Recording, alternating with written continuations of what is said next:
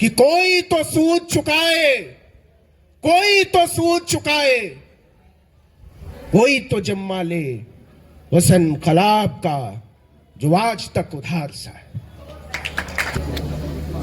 बहुत सारे लोगों को ऐसा लगता होगा कि 150 लोग, 1000 लोग एक जगह जुट ही जाएंगे तो इस मुल्क में क्या बदल जाएगा। किसको डर लगता है, किसको परेशानी होती है। लेकिन गुजरी रात जब मुझे पता चला कि आप लोगों की जुटान को देखते हुए दिल्ली पुलिस ने जंतर मंतर पे धारा 144 लगा दी है, तो मुझे लगा डर तो लगता है और बहुत ज्यादा लगता है। फिर सवाल उठा कि वो डर किस बात से लगता होगा। क्यों सोचती होगी हुकूमत कि लोगों को जमा ना होने दो, आपस में बात ना करने दो। अभी जब मैं यहां मीटिंग में आने के लिए आ रहा था और ये मेन रोड से आगे बढ़ा तो बाईं तरफ मुझे एक बहुत बड़ा होटल दिखाई दिया। तो मैंने अपने साथी से पूछा कि ये कौन सा होटल है। बहुत आलीशान लाल रंग की इमारत, ऐसा लगा जैसे किला हो। तो उन्होंने कहा ये होटल नहीं है, ये एक पॉलिटिकल पार्टी का दफ्तर है, यहां से देश की हुकूमत चलाने वाले लोग बात करते हैं। आपको मालूम है पिछले 6 साल में भारतीय जनता पार्टी नाम का जो होटल है उसको 6000 करोड़ रुपए का फायदा हुआ है इलेक्टोरल बॉन्ड से।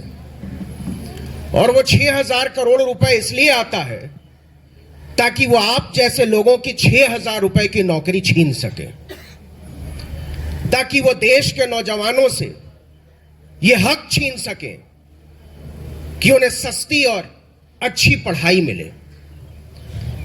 वो ये हक छीन सके कि वो आपस में बैठकर बात कर सके।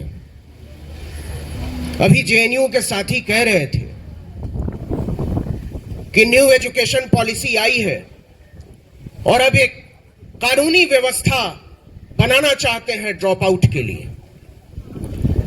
जेएनयू को एक सतत तरीके से बदनाम करने की कोशिश हो रही है और केवल जेएनयू को बदनाम करने की कोशिश नहीं हो रही है, हर उस जगह को बदनाम करने की कोशिश हो रही है जहां सोचने वाले लोग रहते हैं, जहां विचार करने वाले लोग रहते हैं, जहां पढ़ने वाले लोग रहते हैं, जहां लिखने वाले लोग रहते हैं। तो इस देश के विश्वविद्यालयों को, इस देश के कॉलेजों को, इस देश के विचारों के अड्डों को इसलिए बंद करना है और इसलिए बदनाम करना है क्योंकि वहां सोचने समझने विचारने वाले लोग रहते हैं। और ये सोचने विचारने वाले लोग कौन हैं, वो किन तबकों से आते हैं, ये भी जरा नजर उठाकर देखने की जरूरत है। कौन पढ़ते हैं जेएनयू में, कौन लोग पढ़ते हैं अलीगढ़ मुस्लिम यूनिवर्सिटी में, कौन लोग पढ़ते हैं बनारस हिंदू यूनिवर्सिटी में, और कौन लोग पढ़ते हैं अशोका यूनिवर्सिटी में, कौन लोग पढ़ते हैं लवली प्रोफेशनल यूनिवर्सिटी में, कौन लोग पढ़ते हैं एमिटी यूनिवर्सिटी में। जिन लोगों ने इस मुल्क में शिक्षा को कारोबार बनाया है, जो लोग चाहते हैं कि इस देश के गरीब, इस देश के दलित, इस देश के पिछड़ा, इस देश का पसमानदा सिर्फ ड्राइवर पैदा हो, मेहतर पैदा हो, सड़क साफ पैदा करने वाला पैदा हो, ड्राइवर पैदा हो, वो लोग कहते हैं कि जेएनयू पर ताला लगा दो, वो लोग कहते हैं कि जामिया पर ताला लगा दो, वो लोग कहते हैं अलीगढ़ मुस्लिम यूनिवर्सिटी पर ताला लगा दो, यहां आतंकवादी पलते हैं। नहीं साहब, आप आतंकवाद के नाम पर जो झूठ फैला रहे हो, आप देशद्रोह के नाम पर जो झूठ फैला रहे हो, जो फरेब फैला रहे हो, उसका सच हम जानते हैं। आप डरते हैं और डरते हैं इस बात से कि इस देश का दलित, इस देश का पिछड़ा, इस देश का आदिवासी, इस देश का मजदूर इस देश का पसमानदा, इस देश की औरतें जब पढ़ लिख जाएंगी तो आपके बराबरी की कुर्सी पर बैठकर आपसे बराबरी की बात करने लगेंगी। और आप हरगिज नहीं चाहते हैं कि इस देश में बराबरी हो। आप असमानता की एक व्यवस्था को बनाए रखना चाहते हो। आप गुलामी की व्यवस्था को बनाए रखना चाहते हो। आप बनाए रखना चाहते हो एक भ्रष्ट शासन तंत्र को, जिसके शीर्ष पर बैठकर आप हमारी तरह के लोगों पर राज कर सकें और हमारी तरह के लोगों को सोच से गुलाम बना सकें। विश्वविद्यालयों पर ताला इसलिए नहीं लगाना है कि वहां देशद्रोही रहने लगे हैं। विश्वविद्यालयों पर ताला इसलिए भी नहीं लगाना है कि हमारे पढ़ लिख जाने से उनको व्यवस्था में, उनकी सोच समझ में कोई ऐसी उथल पुथल हो जाएगी जिससे उनको दिक्कत हो जाएगी। वो इसलिए विश्वविद्यालयों पर ताला लगाना चाहते हैं कि हम गुलामी की व्यवस्था से बाहर निकल आएंगे।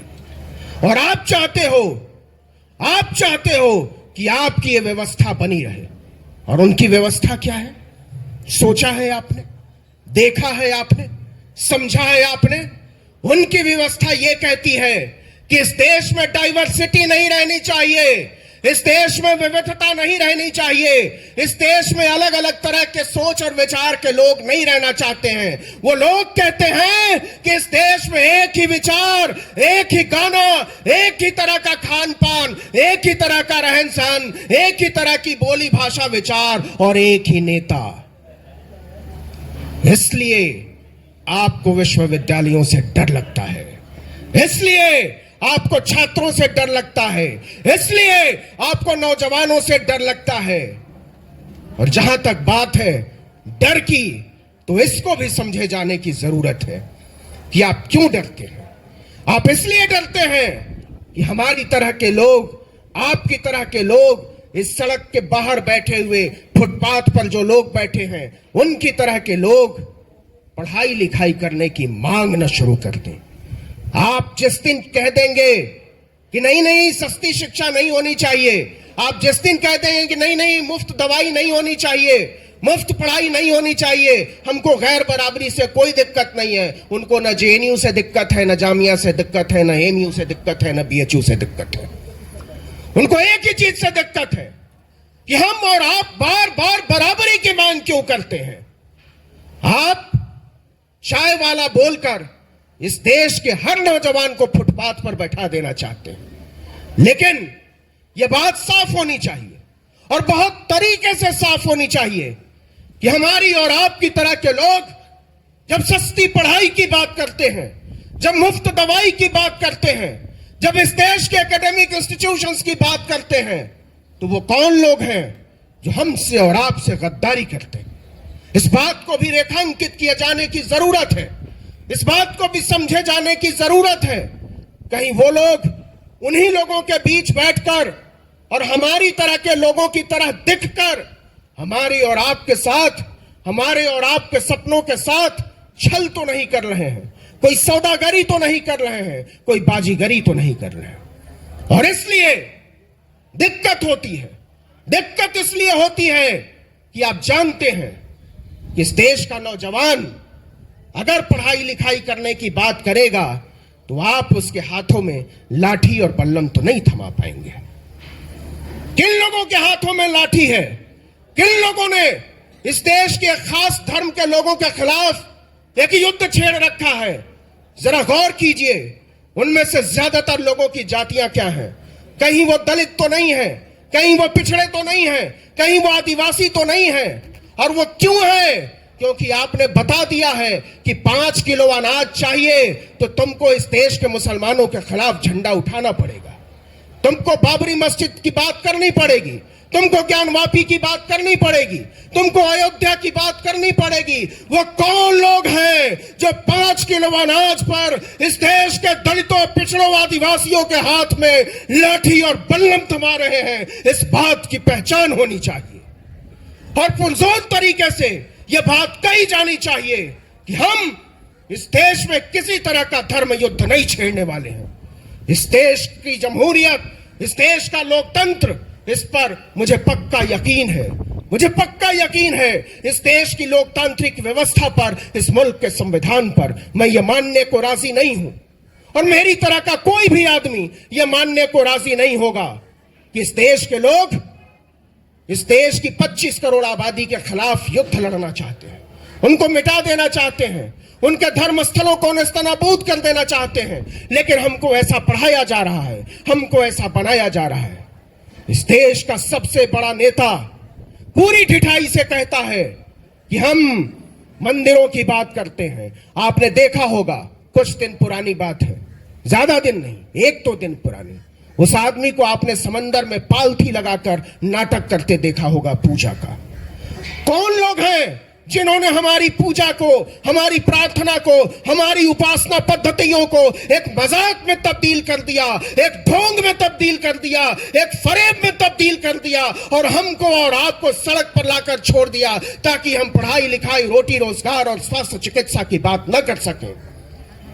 हमारे लिए यह बात समझनी बहुत जरूरी है कि हम बार बार क्यों विश्वविद्यालयों को बचाने की बात कर रहे हैं, हम बार बार क्यों प्राइवेट एजुकेशन के खिलाफ बात कर रहे हैं, हम बार बार क्यों प्राइवेट हेल्थ सिस्टम के खिलाफ बात कर रहे हैं। हम ये बात इसलिए कर रहे हैं कि इस देश के ज्यादातर लोग इस देश की अभी की चिकित्सा पद्धति को, एजुकेशन सिस्टम को अफोर्ड नहीं कर सकते। जो लोग पीपीपी नाम का मॉडल चला रहे हैं उनकी तरफ नजरें उठाकर देखिए। जो सड़कों को बेच रहे हैं टोल टैक्स के नाम पर, जो विश्वविद्यालयों को बेच रहे हैं, आपने देखा होगा दिल्ली यूनिवर्सिटी में एक रिलैक्सो सेंटर है। मैं जब वहां से गुजरा तो मैंने सोचा कि रिलैक्सो तो चप्पल बनाने वाली कंपनी है, दिल्ली यूनिवर्सिटी में रिलैक्सो सेंटर का क्या काम है।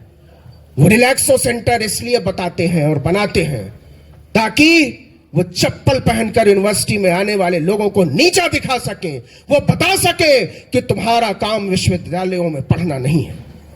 आप देख लीजिएगा आने वाले दिनों में इस देश के अध्यापकों के लिए क्या होने वाला है। आप किस तरीके से इस देश के कॉलेजों को, विश्वविद्यालयों को आरएसएस के एक्सटेंशन काउंटर में तब्दील कर रहे हो, और यह खतरनाक स्थिति है। आपको समझना पड़ेगा।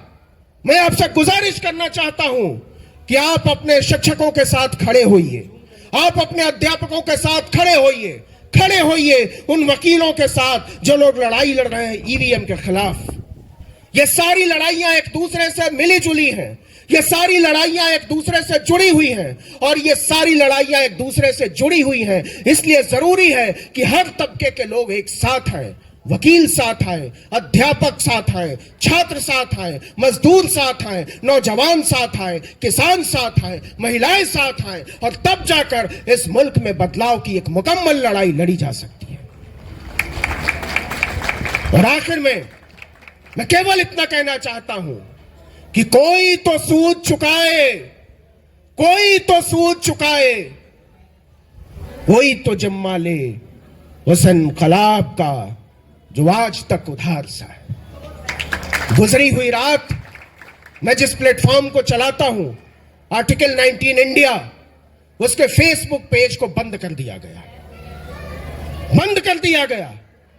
तो क्या लगता है जो लोग फेसबुक चलाते हैं और जिनके कहने पर हमारी तरह के लोगों को बैन किया जा रहा है, आपके बैन कर देने से हम बोलना बंद कर देंगे, आपके बैन कर देने से हम चीखना बंद कर देंगे, आपके बैन कर देने से हम आवाज उठाना बंद कर देंगे। आप गलत सोचते हैं। अगर आप हमें टीवी पर नहीं बोलने दोगे, हम फेसबुक पर बोलते थे। आप हमें फेसबुक पर नहीं बोलने दोगे, हम यूट्यूब पर बोलेंगे। आप हमें यूट्यूब पर नहीं बोलने दोगे, हम सड़कों पर बोलेंगे। आप हमारी जीभ काट लो, हम तब भी चीखेंगे। आपको हमारी आवाज सुननी पड़ेगी, और तब तक सुननी पड़ेगी जब तक आप अपनी व्यवस्था को बदलने पर मजबूर नहीं हो जाती।